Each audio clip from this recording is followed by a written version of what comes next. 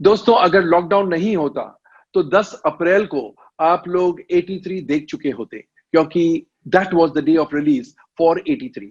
खैर, लॉकडाउन हुआ, सिनेमास बंद हुए और 83 पोस्टपोन हो गई। अब 83 की नई रिलीज डेट है क्रिसमस 2020। लेकिन उससे पहले डिजिटल प्लेटफॉर्म पर, नेटफ्लिक्स पर आ गई है क्लास ऑफ 83। ऑफ कोर्स ये तुकबंदी है, it has nothing to do with that 83। लेकिन ये फिल्म क्लास ऑफ 83 जो रेड चिलीज एंटरटेनमेंट ने बनाई है, शाहरुख खान की कंपनी ने बनाई है और नेटफ्लिक्स पर स्ट्रीम होना शुरू हो गई है, बहुत तारीफ जुटा रही है। People are loving the film, people are loving the hero Bobby Deol in it, और इसलिए हमने सोचा क्यों ना आज हम बॉबी देओल से बातें करें। तो let's welcome Bobby Deol. Bobby, welcome to Komal Nahta official.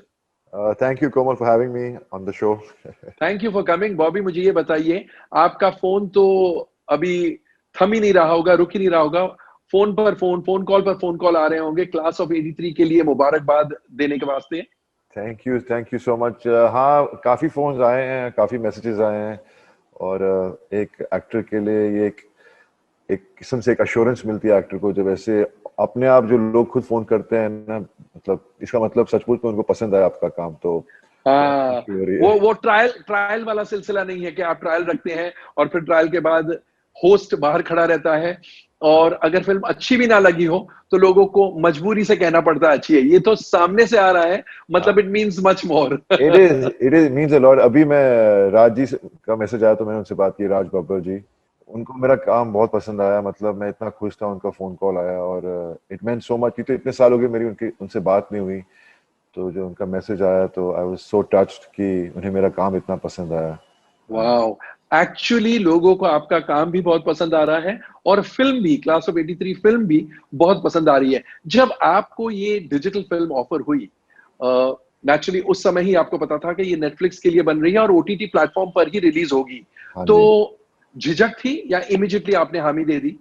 नहीं, झिझक बिल्कुल नहीं थी, क्योंकि मैं बहुत, मतलब आपको पता ही है मेरा करियर किस तरह से बीच में रुका था, फिर शुरू हुआ है, और एक नई इनिंग है मेरी लाइफ की, मेरे करियर हम्म में। तो हम्म मैं ओपन हूँ, हर जहाँ पर भी आप एक्टर के हिसाब से काम कर सकते हैं, व्हाई नॉट। तो ओटीटी प्लेटफॉर्म पे एक बात अच्छी है कि आपको जो कैरेक्टर्स वैसे नहीं मिलते, ऑफर नहीं होते, वैसे कैरेक्टर्स ऑफर हो रहे हैं।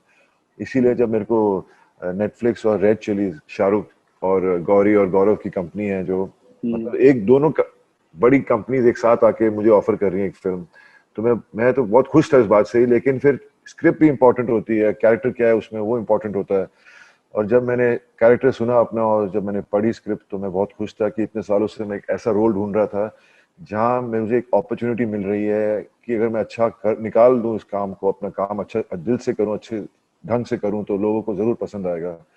तो it is OTT platform, I think is a blessing, seriously. मैंने आपका ये कमेंट पहले पढ़ा भी था कि I was waiting for this kind of an opportunity, और जब ये फिल्म ऑफर हुई तो मैंने इमीडिएटली हाँ भर दिया। ऐसी क्या बात आपको लगी इस रोल में, आपके मुंह से मैं सुनना चाहूंगा।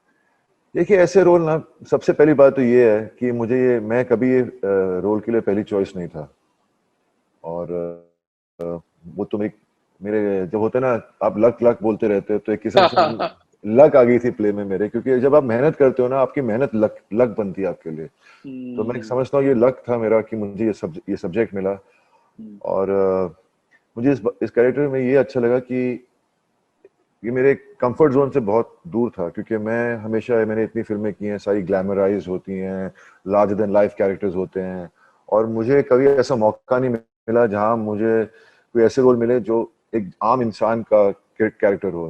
तो मैं हम्म, बेसिकली, मुझे इस कैरेक्टर में ये बात अच्छी लगी कि ये एक आम इंसान है who hmm, happens to be a police officer, hmm, और उसकी लाइफ, मतलब शूट भी उसी तरह किया गया कि एक वेरी रियलिस्टिकली, कि एक इंसान है, उसकी खुद की लाइफ में क्या क्या हो रहा है, वो अपनी फैमिली को सैक्रिफाइस करता है, अपने काम पे ध्यान देता है, इतना इतना डेडिकेटेड है, लेकिन सिस्टम से लड़ लड़ के वो हार जाता है और उसको पनिशमेंट पोस्टिंग मिल जाती है। तो these are moments which were very in a way relatable to me, because मेरे करियर में भी ऐसे मोड़ आए हैं, और काफी बार सिचुएशंस आपकी लाइफ की आपको हेल्प करती है एज अ परफॉर्मर, क्योंकि उसमें जो इमोशंस आपके हुए हैं, वो इमोशंस आपके काम आते हैं जब आपको ऐसे कैरेक्टर्स प्ले करने होते हैं, क्योंकि it's very real. So that's what I really enjoyed, और वर्किंग विद इतना यंग टैलेंट है इस फिल्म में। मतलब बेस्ट पार्ट तो ये था कि मैं ये 5 लड़के जो इतने यंग हैं, नए हैं, पहली बार उनके लिए तो ये पहली फिल्म थी एक किस्म से, और इट वाज वेरी चैलेंजिंग क्योंकि उनकी अप्रोच बिल्कुल अलग है।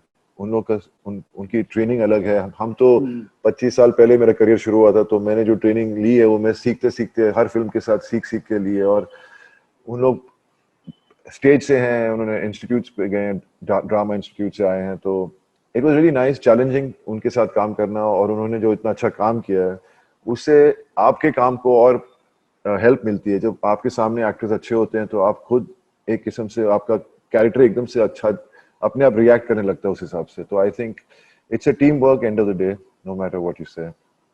सही बात है। और अतुल सबरवाल जो आपके डायरेक्टर हैं, उनके बारे में बताइए। अतुल बहुत ही सॉफ्ट और स्वीट आदमी है। हम्म, हम्म, वो भी एक किस्म से उसका भी करियर शुरू ही हो रहा है एक किस्म से, हम्म, एंड आई थिंक ये सबके लिए बहुत इंपॉर्टेंट थी ये फिल्म उस हिसाब से। हम्म, एक अतुल के साथ क्या है कि मैंने वर्कशॉप्स किए थे बिफोर वी स्टार्टेड, हमने वर्कशॉप्स किए, फिर मैंने डिक्शन पे काम किया, थोड़ा वॉइस मॉड्यूलेशन पे काम किया, और उसने सब ध्यान दिया इन बातों पर। मैं बहुत खुश था कि ये सब हो रहा है, क्योंकि आजकल का सिस्टम, ये जो नया सिस्टम है जहाँ वर्कशॉप्स करते हैं, आपके कैरेक्टर में, आपके परफॉर्मेंस में हेल्प आती है, क्योंकि आपको एक किस्म से आप समझ बढ़ती है आपके कैरेक्टर के बारे में।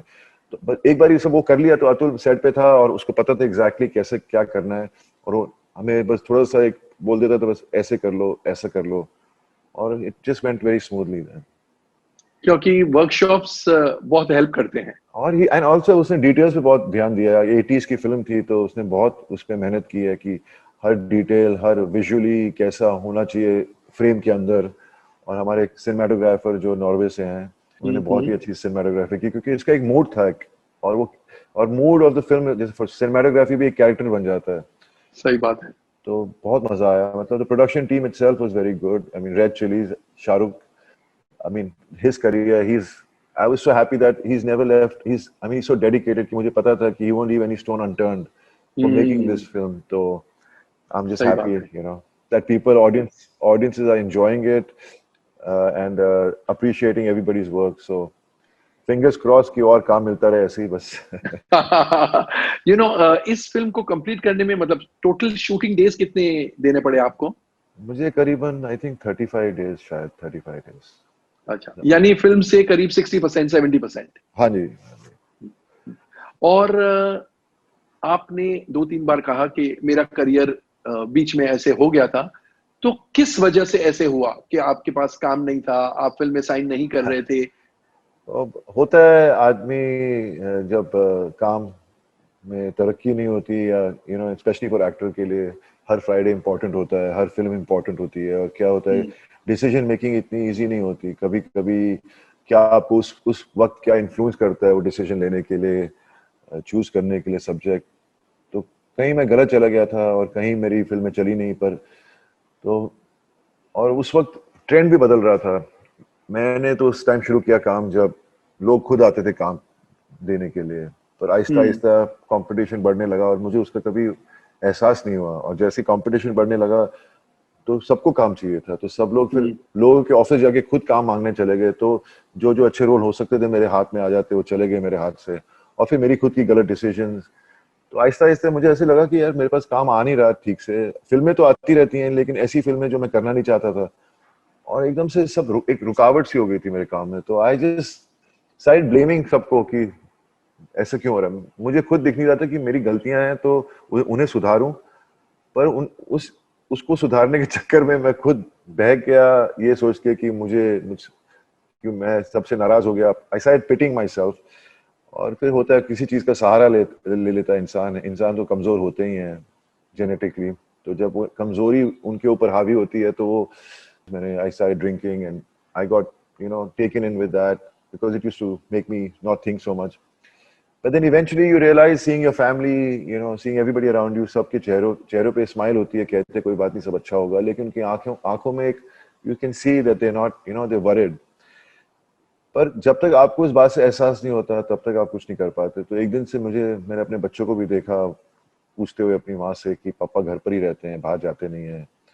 That just made me, snap out of it, and I decided कि आज के बाद मैं ये मौका ही नहीं दूंगा अपने बच्चों को कहने के लिए। तो कुड यू से दैट ये टर्निंग पॉइंट था आपके लाइफ का जब आपने ये बात सुनी? Turning point definitely in a वे कि मैंने ठान लिया था कि अभी मैं अपना अपने आप को उसके इतना काबिल कर लूंगा कि एज एन एक्टर मुझे लोग खुद मेरे बारे में ध्यान रखने लगे। लेकिन मैंने आहिस्ता टेकिंग किया, I started working out, eating right, फिर आहिस्ता आहिस्ता मैंने पोस्टर बॉयज मुझे मिली, working with Shreyas was a great experience. He's an actor himself, a great actor, and actor, he can really help you as an actor while working.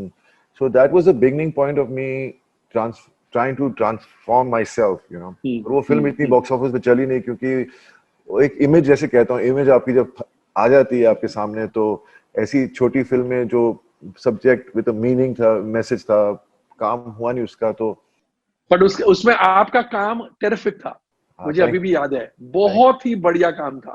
Thank you so much. Sorry, मैंने आपका नहीं, thank you so much for that. पर फिर क्या हुआ, फिर आहिस्ता आहिस्ता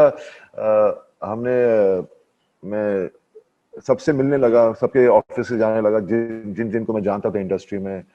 पर काम एक ओवरनाइट नहीं मिलता, काम उनको भी एक विश्वास आना चाहिए आप पर कि आप लायक हैं, कि आप सचमुच में चाहते हैं। क्योंकि सोशल मीडिया यहाँ वहाँ मेरा नाम, लोग बातें करने लगे थे कि बॉबी को कोई इंटरेस्ट नहीं काम में, वो खुश है, वो हैप्पी है, उसकी लाइफ सब ठीक है। लेकिन किसी को पता नहीं होता दूसरों की लाइफ में हो क्या रहा है, which is not anyone's fault. Everybody can sit at home and judge others. That's normal. That's what's happening nowadays. But eventually, Salman, जिन्हें मैं बहुत सालों से जानता हूँ, he has always been a sweetheart. और एक बार उसने कहा था मुझसे कि तू ऐसे क्यों कर रहा है अपने आप को। मैंने बोला, सलमान देख, मिल नहीं रहा काम। इसलिए जब मेरा काम नहीं चल रहा था ठीक, तो मैं तेरे भाई की पीठ पे चढ़ गया था, फिर मैं संजू की पीठ पे चढ़ गया था, और उनके सहारे मैं आगे बढ़ा। तो मैंने बोला, देख फिर तू मुझे दे दे काम, इफ यू कैन। इसी तू फिक्र मत कर, कब कुछ अच्छा होगा तो मैं जरूर करूंगा।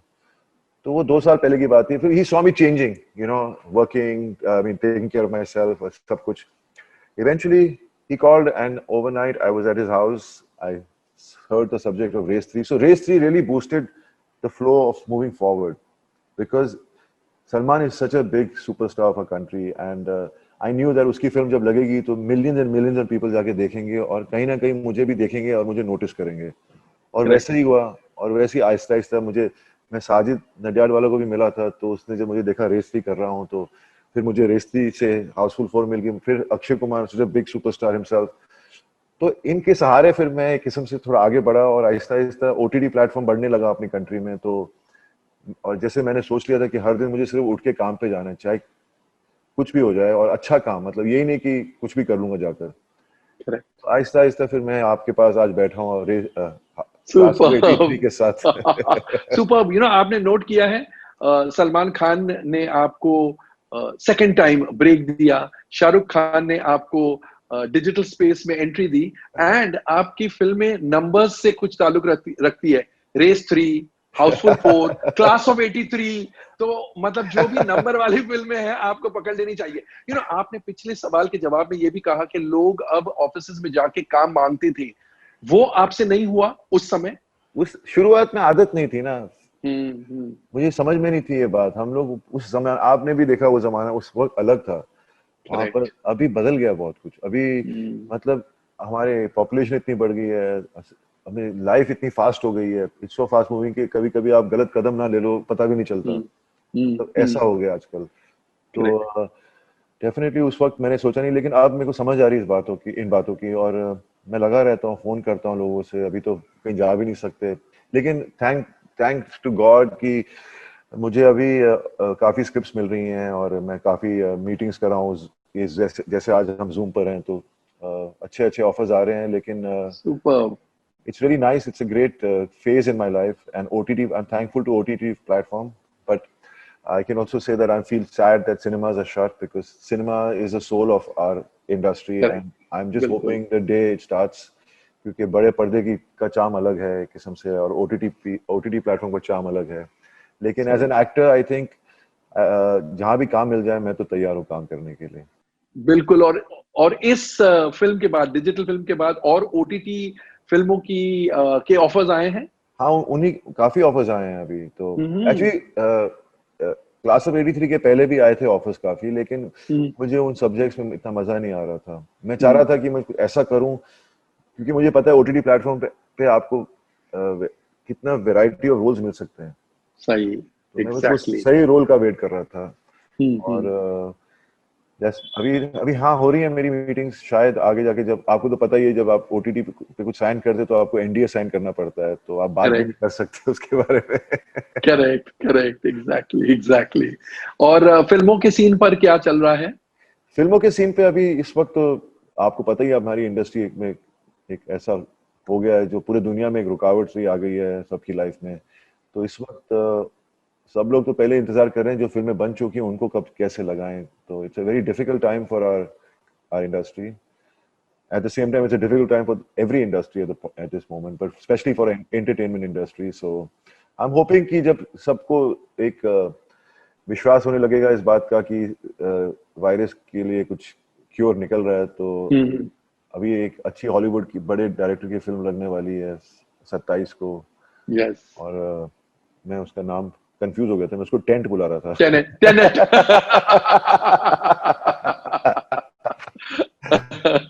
So it's affected the world over, the cinema. So let's see that one day I will be seen on the big screen also.